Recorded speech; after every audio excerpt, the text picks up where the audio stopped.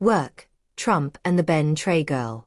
Trump's use of people and lessons from Vietnamese history. Donald Trump, when he first entered the White House in 2017, brought with him the promise of making America great again. But like a new general stepping onto the battlefield, he soon realized that choosing the wrong person to stand in his team was a bitter lesson. Inappropriate advisors, internal conflicts, and disloyal people forced him to constantly change personnel. The government apparatus fell into chaos. The image of him signing a series of decisions to fire cabinet members became the focus of the media. Learning from experience, when entering the 2024 election, Trump had a completely different strategy. He meticulously selected each person, from senior advisory positions to cabinet positions. Trump not only looked for capable people but also prioritized loyalty and a shared vision with the goal of making America great again. In his post-election speeches, he emphasized, "All success comes from using the right people." In the Oval Office, Donald Trump sat in contemplation. The recent election was not only a political victory, but also an opportunity for him to truly understand more deeply what makes a great leader. On his desk was a book on Vietnamese history, telling the magical story of the legendary General Vo Nguyen Giap and 34 men with an unrealistic dream. It was a day at the end of 1944, in the middle of the wild mountains of Viet Bac, when the cold seemed to penetrate to the bone marrow. Vo Nguyen Giap, the teacher of the year, stood in contemplation before the formation of only 34 people. They were not skilled warriors. Most of them were farmers, people who had never held a gun. In their hands were old rifles, mostly picked up from the enemy, a few dull swords, and bare fists. He felt a little worried. How could a small army, lacking everything, shoulder such a great dream, to regain independence for the nation? But deep down, he knew that he was not just forming an army. He was sowing a belief, the most powerful weapon that the enemy could never measure. Vo Nguyen Giap told them, "We are the first army, the smallest, but we will be the seed. One day, from these people, a great army will be formed. Remember, not guns, not numbers, but our will and sacrifice are the real strength." Those people looked at him, their eyes shining, without a trace of doubt. Because they believed in him. They believed in his dream, as well as in the inevitable victory of the nation. The Vietnam Propaganda Liberation Army was born with a mission that seemed impossible. From the very beginning, they encountered countless difficulties. Every meal, every gun, every bullet had to be saved. Each person had to do many tasks at the same time, being a soldier, a propagandist, and a logistician. Who could have thought that this symbolic army would become a nightmare for the French colonialists, and later the American imperialists? Step by step, Vo Nguyen Giap turned ordinary soldiers into resilient warriors. The first victories were small, but each battle was a lesson, each soldier was an example. As the army grew, the unthinkable began to become a reality. Dien Bien Phu in 1954 was a historic milestone, where a people's army, which was not properly trained, defeated the most powerful French expeditionary army. Then came the years of resistance against the US, when soldiers walked through the Ho Chi Minh Trail, under the bombs and bullets. They still maintained the spirit of the old army, the will to overcome all challenges, despite all losses.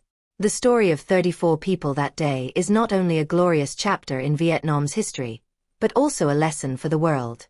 How could a small, poor army defeat the greatest military powers one after another? That's because that army was not only built with guns and bullets, but with belief, will, and sacrifice.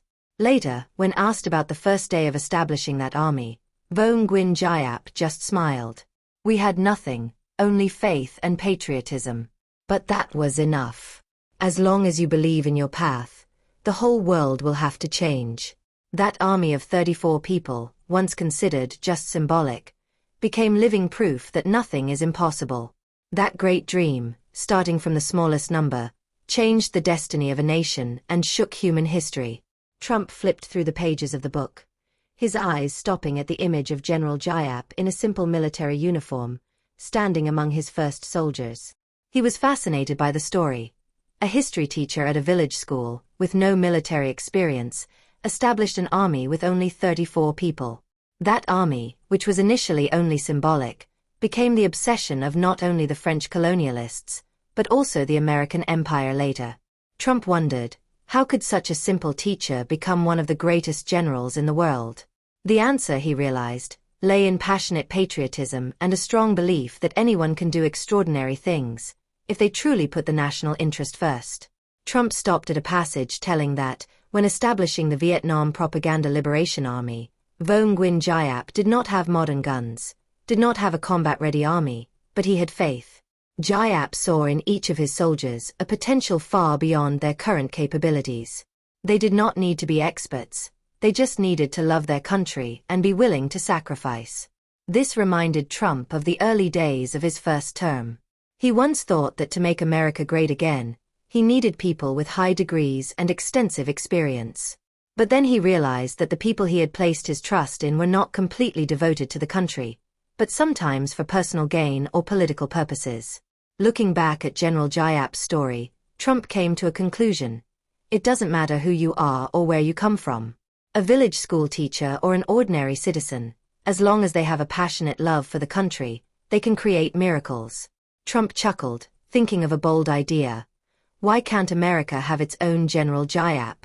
Maybe somewhere out there, an ordinary person but full of patriotism can also do great things. When he was re-elected, Trump completely changed the way he selected personnel. He didn't just look at records, degrees, or experience. Instead, he wanted people who truly had a heart and vision for America. Trump said in a speech, "I don't need people with perfect records. I need people with a heart of stone for America. Like General Vo Nguyen Giap, a teacher who made history. If you love your country, you have everything." Trump realized that his story and General Giap's, although in two different eras and two different countries, had one thing in common. Patriotism is the source of all success.